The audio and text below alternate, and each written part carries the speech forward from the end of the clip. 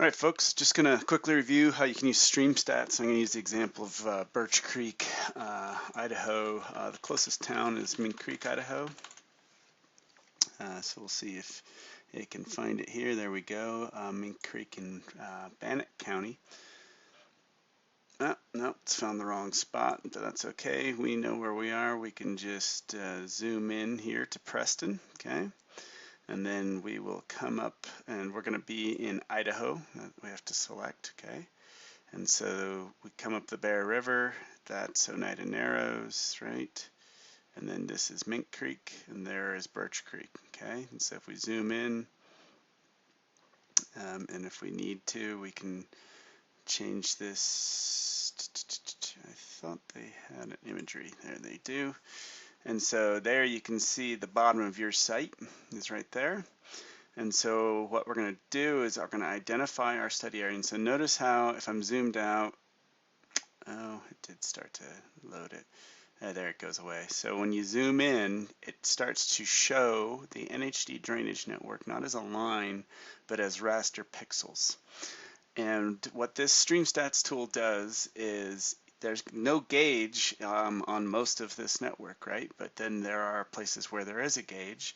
And so it tries to develop regional curves so that you can get basic flow statistics to summarize the hydrology of a system for any point on a network. And it does that typically using drainage area as the main sort of driver.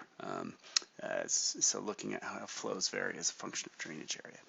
But to get it to work, you have to first delineate a spot. So you click the delineate button, and then what it's looking for, if I click out here, it won't work. Instead, I need to click on a point that represents the drainage. Oops, let's see here. It's still processing, so we'll let it. Okay, so this was that first one that I attempted to do, and it delineated the drainage upstream there, but that's not what we want. So we want to clear that, okay? We want to click delineate again, and then I'm going to click right here this time and see if now clicking on the stream point, it can do a better job. And so if you've taken the advanced GIS class, I don't recall, but while that's doing that, maybe I'll just bring this up. If Shannon still teaches this part, but there is an assignment. It's in the labs here. This is from my old version of the class, and it's on, nope, not that one, working with DEMs. And this is all about delineating a watershed, right? And so really what StreamStats is doing is delineating a watershed right there for us. So this is really handy because now you have a way to get a drainage area and drainage watershed above you. And so we can say, yep, we're happy with that. If I want to download that basin, I can download that as a shapefile. So I'll go ahead and, whoops, I'll do that here. I'll just make myself a Birch Creek folder. And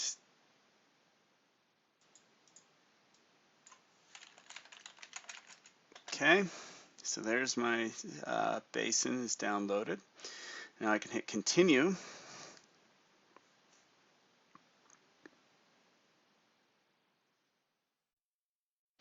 And what it's doing right now, querying regression regions, so it's going and it's trying to look at all the nearby gauges, and it's taking those and it's plotting the various flow statistics, which are here, as a function of drainage area and other variables that it can easily get.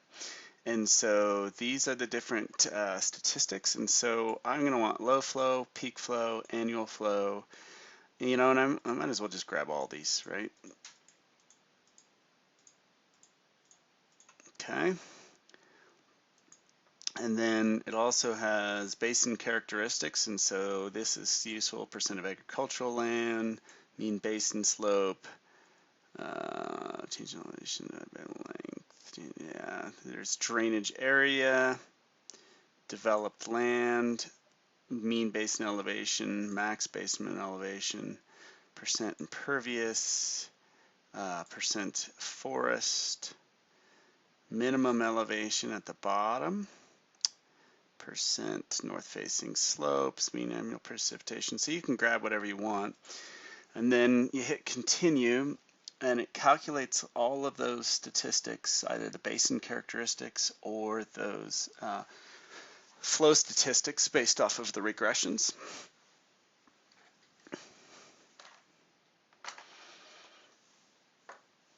Okay, and now it says, great, you can show those characteristics. So it's got right here the basin area, so 8 square miles, I believe that's in 6,800 feet, average precip 28 inches, 56% forest cover.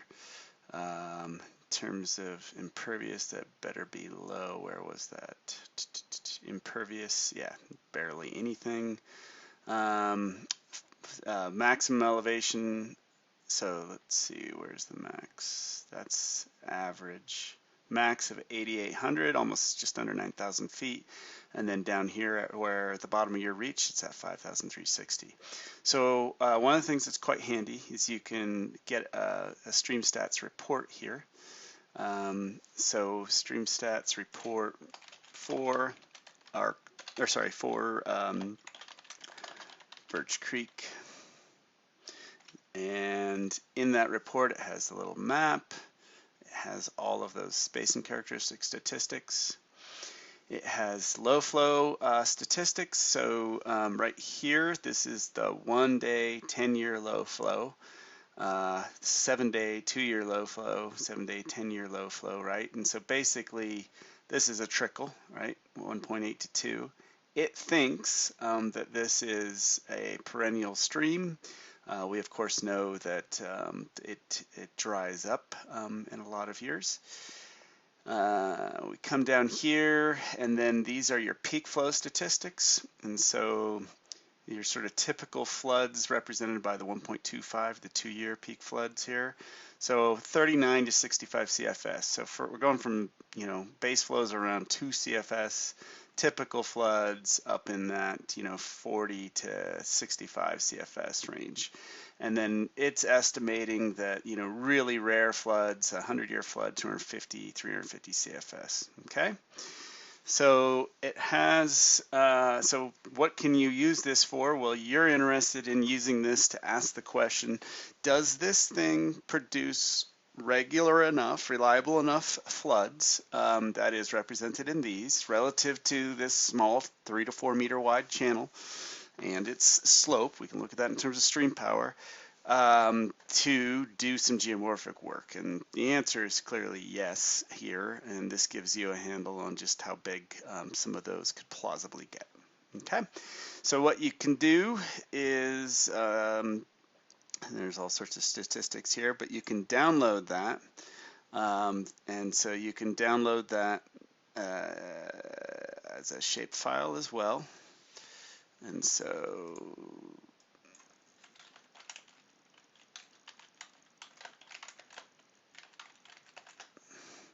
and then I would recommend you also hit print. And if you print this as a PDF or save it as a PDF,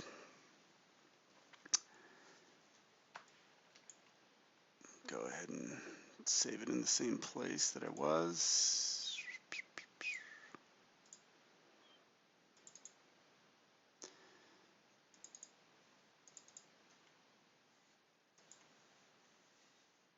Okay.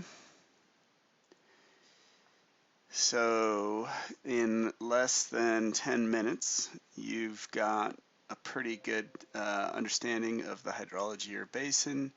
Here's that PDF, the StreamStats report. Great thing to append as an appendix, right, in your report.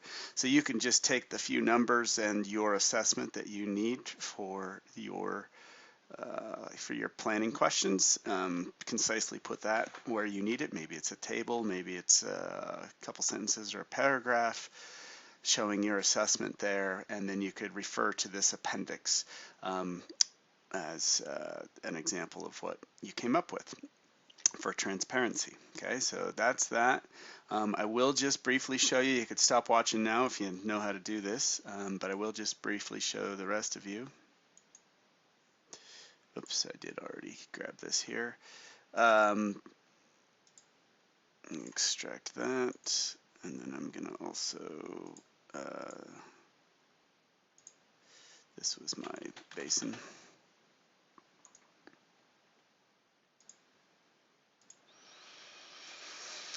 Okay, so these were those two shapefiles that we downloaded.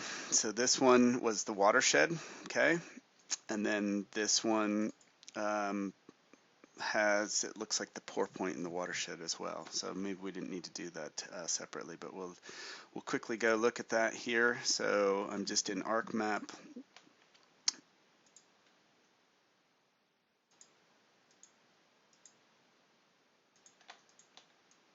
So there's the watershed, there's the pour point that was used for that watershed.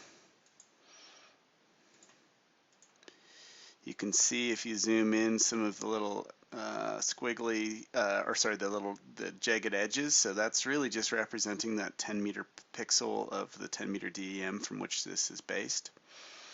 You can add in any sort of base map. I'm actually gonna, I use this USGS topo on basemap.national.gov. That's a web mapping service, and it has a nice example here where it shows the USGS quads behind it, and so there you have it. That's that. It would just to show you. Looks like. Oh, it looks like it basically brought the same stuff in both of these. I think the big difference is that this one also has this this table. Let's see if I add a table.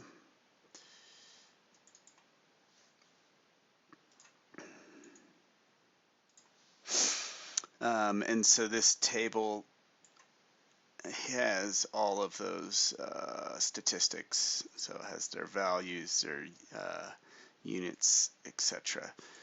If you need that. Okay, so that's StreamStats, and that gets you part of the way towards addressing the question of whether or not you have a flow regime that's reliable enough or has the ability to do the work of restoration. And thanks to a reliable snowpack here, you do.